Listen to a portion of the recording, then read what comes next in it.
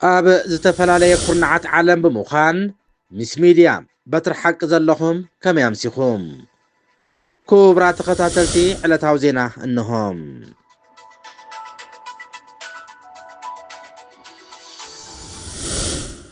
ፈለማ ቀንዲ ኣርእስታቱ ኤርትራውያን ስደተኛታት ካብ ኣዲስ ኣበባ ተበጊሶም ናብ ኬንያ ንምስጋር ኣብ ዝፈተኑሉ እዋን ብወታደራት ኢትዮጵያ ከም ተታሕዙ ተገሊጹ።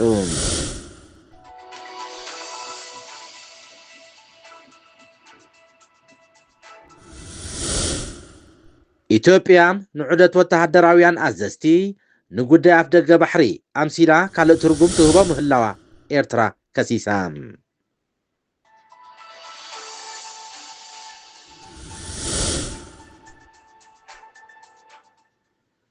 ንእማመ ሰላም ሱዳን ዝደፍኣሉ ዘሎ ልኡኽ ትራምፕ ናይ ዝኾነ ፀግዒ ከም ዘይሓዘ ገሊጹ።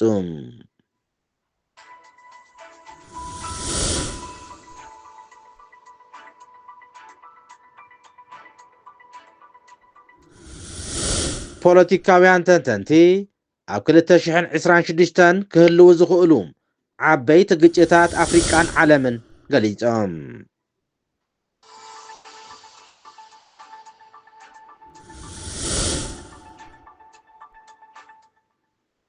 መንግስቲ ዓዲ እንግሊዝ ኣብ ልዕሊ ኣዘዝቲ ዳዕመ ሰሪዕ እገዳ ኣንቢሩ።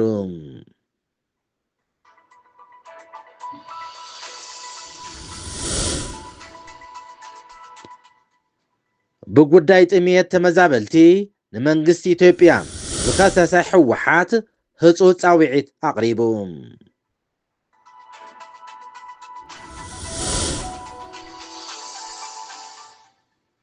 እዚ ሚድያ በትሪ ሓቂ እዩ።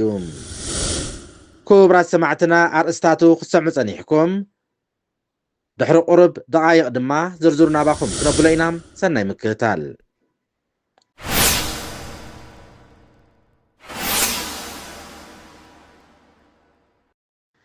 ኤርትራውያን ስደተኛታት ካብ ኣዲስ ኣበባ ተበጊሶም ናብ ኬንያ ንምስጋር ኣብ ዝፈተኑሉ እዋን ብወታሃደራት ኢትዮጵያ ከም ዝተታሕዙ ተገሊጹ።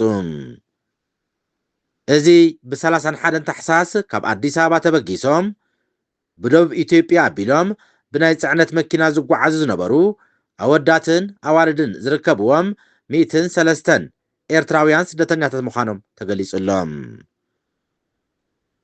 እዞም ኤርትራውያን ኣብ ደቡብ ኢትዮጵያ ኦሞ ዝተባህለ ቦታ ብወታሃደራት ኢትዮጵያ ከም ዝተታሕዙ ተሓቢሩሎም። እዞም መናእሰያት ኣብዚ ሕጂ እዋን ኣብ እስር ቤት ከም ዝርከቡ እቲ ሓበሬታ ወሲኹ ይገልጽ። ኣብዚ ሕጂ እዋን ብዙሓት መናእሰያት ካብ ኢትዮጵያ ናብ ኡጋንዳ፣ ኬንያ በረኻታት ኣቋሪፆም ነብሶም ንሓደጋ ኣሳጢሖም ይጓዓዙ ከም ዘለው ዝፍለጥ እዩ።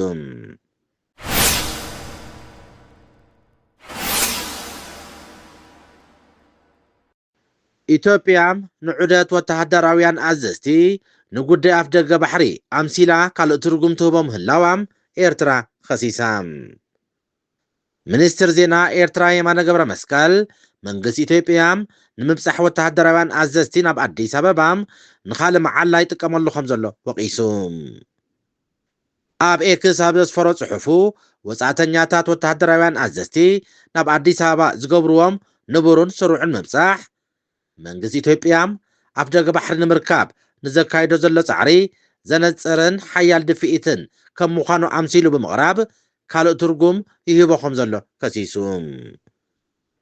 ሰራዊት ኢትዮጵያ ንምብፃሕ ኣዛዚ እዚ ኣፍሪካ ጀነራል ዳግቬን ኣንደርሰን ኣመልኪቱ ኣብ ዘውፅኦ ፀብፃብ ብዛዕባ ቀይሕ ባሕርን ጠለባት ኢትዮጵያን ከም ዝተደራረበ ሓቢሩ ነይሩ እዩ። ጀነራል ኣንደርሰን ምስ ጠቕላሊ ስታፍ ሰራዊት ኢትዮጵያ ኢታማጆር ሹም ፊልድ ማርሻል ብርሃኑ ጁላም ኣብ ዘካየዶ ዘተም ንተራ ኢትዮጵያ ኣብ ቀይሕ ባሕርን ኣፍ ደገ ባሕሪ ክትረክብ ተቕርቦን ዘላ ጠለባትን ከም ዝተመያየጠ እዩ እቲ ፀብፃብ ኢትዮጵያ ዝጠቅስ። ኢትዮጵያ ብሰላማዊ መንገዲ ኣፍ ደገ ባሕሪ ክረክብ ንትገብሮ ዘላ ኣገባብ ከም ዝድግፍ ምግላፁ እውን መንግስቲ ኢትዮጵያ ማዕከን ዜና ኢትዮጵያ ክገልፃ ቀኒና ኣለዋ።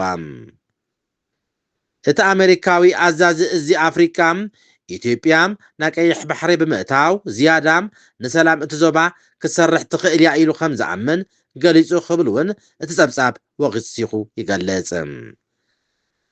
ሚኒስትር የማነ ሓቀኛ ዑደት ናይ ሓይሊ ባሕሪ ኢጣልያ ኣሜሪካዊ ኣዛዚ እዚ ኣፍሪካ ኣፍሪኮም ከምኡውን ዕጡቕ ሓይሊ ፈራንሳ ናብ ኣዲስ ኣበባ ብዛዕባ ኣፍ ደገ ባሕሪ ከም ዘይኮነ ገሊጹሎም። ኢትዮጵያ ምስ ጎረቤት ሃገራት ኮነ ካልኦት ሃገራት ሕጋዊ መንገድታት ውዕል ንግዲ ብምክያድ ቁጠባዊ ዝምድና ክትሃንጽ ከም እትኽእል ብምግላጽ ኣፍ ደገ ባሕሪ ሉዓላውያን ሃገራት ምምናይ ግን ሓደገኛን ሉዓላውነት ዶባትን ጎረቤት ሃገራትን ኢትዮጵያ ኣብ ስጋእ ዘእቱ ከምኡውን ኣንጻር ኣህጉራዊ ሕጊ ቻርተር ሕቡራት ሃገራትን ቅዋም ሕብረት ኤውሮጳን ምዃኑ ኣጠንቂቑ።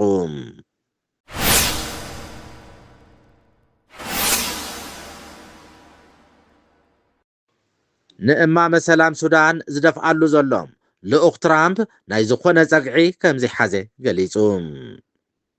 ላዕለዋይ ልኡኽ ፕረዚደንት ዶናልድ ትራምፕ ኣብ ጉዳያት ኣፍሪቃ ማሳድ ብሉስ ኣሜሪካ ኩናት ሕድሕድ ሱዳን ደው ንምባል ንዘቕረበቶ ዳሕረዋይ እማሜም ወገናዊ ንዝብል ነቐፌታ ነጺግዎም። ኣሜሪካ ስዑድ ዓረብ ግብፅን ሕቡራት ኢማራት ዓረብን ኣብ መንጎቶም ንልዕሊ 2 ዓመት ኣብ ሩስን ኩናት ተጸሚዶም ዘለው ሰራዊት ሱዳንን ዕጡቓት ዳዕመ ሰሪዕን ከሸማግላ ይፍትና ምህላወን ዝፍለጥ እዩ። ሓላፊ ሰራዊት ሱዳን ዓብዱልፈታህ አልቡርሃን እቲ ዳሕረዋይ እማሜ ተኽሲ ደው ንምባል ቅቡል ከም ዘይኮነም ሕቡራት ኢማራት ዓረብ ኣብቲ ሽምግልና ክሳብ ዝሃለወት እቲ እማሜ ንሓደ ወገን ዘሻረወ ከም ዝበለውን እቲ ሓበሬታ ገሊጹሎም። ሕቡራት ኢማራት ዓረብ እንዳዕመ ሰሪዕ ትሕግዝ ከም ዘላ ብምኽሓድ ማሳድ ብሉስ ብሰሉስ ኣብ ዝሃቦ መግለጺ ኣብቲ ሽምግልና ከምቲ ጀነራል ዓብዱልፈታህ አልቡርሃን ዝተዛረቦ ዝኾነ ዓይነት ወገናውነት ከም ዘየለ ገሊጹሎም። ማሳድ ብሉስ ምስ ኣማኻሪ ፕረዚደንት ኢማራት ዓረብ ኣንዋር ጋርጋሽ ኮይኑ ኣብ ዘካየዶ ጋዜጣዊ መግለጺ ኣብ ባይታ ዘየለም ብኣና ቀሪቡ ዘይፈልጥ ነገር መወከሲ ይጥቀም ኣሎም፣ ስለዚ ብዛዕባ እንታይ ዛረብ ከም ዘሎ ወላ ሓንቲ ንፈልጦ ይብልናን ምባሉ ኤኤፍፒ ኣቃሊሑ።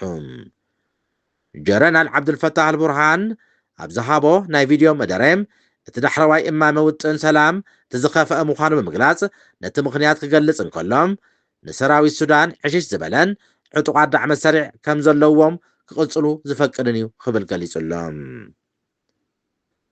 ብተወሳኺ ላዕለዋይ ልኡኽ ፕረዚደንት ዶናልድ ትራምፕ ኣብ ጉዳያት ኣፍሪካ ማሳድ ብሉስ ቅድመ ኩነት ከቐምጠልና ፈቲኑ ብምባል እውን ከሲሱሎም።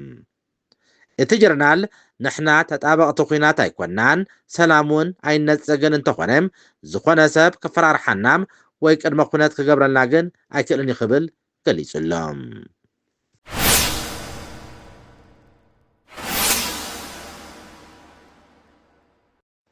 ፖለቲካውያን ተንተንቲ ኣብ 2026 ክህልው ዝኽእሉ ዓበይቲ ግጭታት ኣፍሪቃን ዓለምን ገሊጾም። ዓመት 2025 ኣብ ናይ ቀረባ ታሪክ ዓለም እታ ዝኸፍአት ዓመት ኮይና ከም ዝሓለፈት ብዙሓት ተንተንቲ ይሰማምዑ። ተንተንቲ ዓለማዊ ጉዳያት ከም ዝገለጽዎም ኣብ ቀረባ ከም 2025 ሙሉእ ብምሉእ ዘተሓሳስብ ዓመት ከም ዘይተረኣየት ገሊጾም ኣለዉ። እዚ ድማ ሓያሎ ዓበይቲ ግጭታት ስለ ዘለው ጥራይ ዘይኮነስ መዳርግቲ ዘይብሉ ጂኦፖለቲካዊ ኣገዳስነት ዘለዎ ኩነታት እውን ይካየድ ምህላው ገሊጾም ኣለዉ። እቶም ኣብ ከም በዓል ሱዳን፣ ዩክሬን፣ ማይናማርን ሳሕልን ዝበላ ሃገራት ዞባታትን ክካየዱ ዝጸንሑ ደማዊ ኩነታት ሕጂ እውን ደው ከም ዘይበሉ ገሊጾም ኣለዉ። ኣብ መንጎ ታይላንድን ካምቦድያን እውን ከበድቲ ግጭታት ይካየዱ ኣለዉ። ኣብቲ ዝሓለፈ ዓመት 2025 ፕረዚደንት ኣሜሪካ ዶናልድ ትራምፕ ዘሸማገሎም ፃዕርታት ሰላምን ምቁራፅ ተፃብኦታትን ተራእዮም እዮም። እንተኾነም ዘላቕነት ገለ ስምምዓት ምቁራፅ ተፃብኦታትን ውድእ ተስፋ ሰላም ዝህብ ከም ዘይኮነ ተገሊጹሎም። ኣብዚ ዓመት 2026 ድማ ብደረጃ ዓለም ዲፕሎማሳውን ወተሃደራውን ምትእኻብ ክኸውን ኣዝዩ ዝለዓለ ተኽእሎ ከም ዘሎም ተንተንቲ ፖለቲካ ይገልጹ።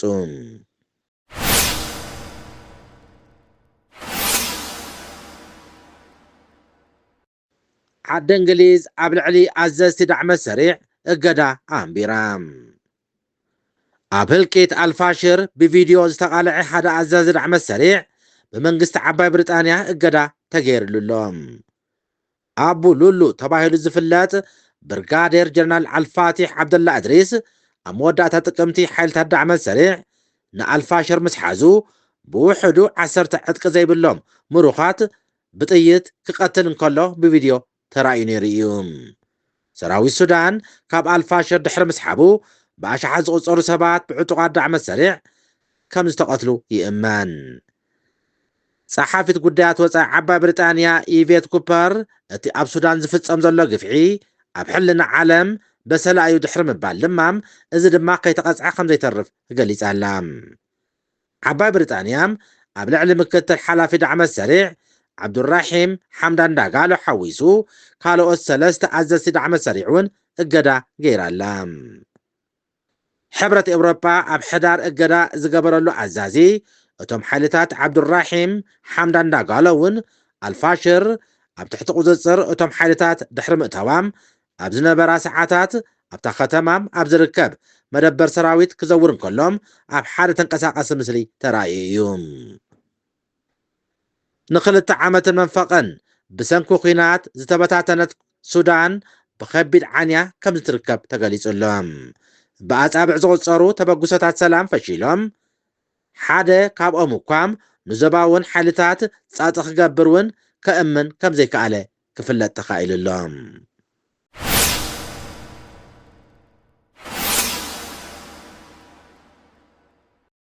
ብጉዳይ ጥምየት ተመዛበልቲ ንፈደራል ዝኸሰሰ ሕወሓት ህፁፅ ፃዊዒት ኣቕሪቡ ተፈናቀልቲ ኩናት ትግራይ ኮነ ተባሂሉ ክጠምዩ ይግበር ኣሎ ክብል ህዝባዊ ወያነ ሓርነት ትግራይ ከሲሱ እቲ ውድብ ብቐዳም ኣብ ዘብፅኦ ህፁፅ ፃዊዒት ንሰብኣዊ ደገፍ ቁፅሪ ናይቶም ብሰንኪ ጥምየትን ሕማምን ዝሞቱ ዘለው ሰባት ብናህሪ ይውስኽ ከም ዘሎ ገሊጹሎም ድሕረቲ ካብቲ ኣብ ሕዳር 2020 ዝተረኣየ ንድሓር ኣብ ታሕሳስ 2025 መጠን ሞት ካብቲ እዋን ንጡፍ ኩናት ዝነበረሉ ንላዕሊ ብናህሪ ወሲኹሎ ክብል ገሊጹ ኮሚሽን ምሕደራ ስጋት ሓደጋ ኢትዮጵያ ረድኤት ከም ዝዕድል እዩ ዝገልጽ እዚ ግን ናይ ፕሮፓጋንዳ መግለጽታት እምበር ትርጉም ዘለዎ ሓገዝ ናይ ማእከላት ተፈናቀልቲ ኣይበፅሐን ክብል ከሲሱሎም ኣብቲ ንክልተ ዓመት ዝቐፀለ ኩናት ካብ መረበቶም ክፈናቀሉ ዝተገደዱ ብፍላይ እቶም ካብ ምዕራብ ትግራይ ሃዲሞም ዝወፁ ድሕርቲ ኣብ ሕዳር 2022 ዝተፈረመ ስምምዕ ቀዋሚ ምቁራፅ ተፃብኦታት እውን ናብ ዓድታቶም ክምለሱ ኣይከኣሉን ኣብ ሽሬም ዓድዋ ዓብይ ዓዲ ዓዲግራትን መቐለን ኣብ ዘለው ማዓስከራት ንዓመታት ኣብ ትሕቲ ሕማቅ ኩነታት ይነብሩ ከም ዘለው ትካላት ግብረሰናይን ተሓለቕትን ይገልጹ እቲ ኮሚሽን ኣብ ዝሓለፈ ሰሙን ኣብ ዘውፅኦ መግለፂ መንግስቲ ብፍላይ ኣብቲ ኣብ ዝቐረባ እዋን ሓያል ጥሜትን ሞትን ዝተኸሰተሉ ማዓስከር ሕፃፅ ንዝርከቡ ተመዛበልቲ ብቐዳምነት ትኩረት ብምግባር ናይ ምግቢ ሰብኣዊ ሓገዝ ይቐርብ ከም ዝነበረ ገሊጹ ነይሩ እዩ ክቡራት ሰማዕትና ዕለታዊ ዜና ዝመስል ነይሩ ላይክ ሼር ሳብስክራይብ እንዳገበርኩም መደብና ንክትከታተሉ እንዳዘኻኸርና ኣብ ዝመጽእ መደብና ክሳብ ንራኸብ ሰላም ደሓናምስዩም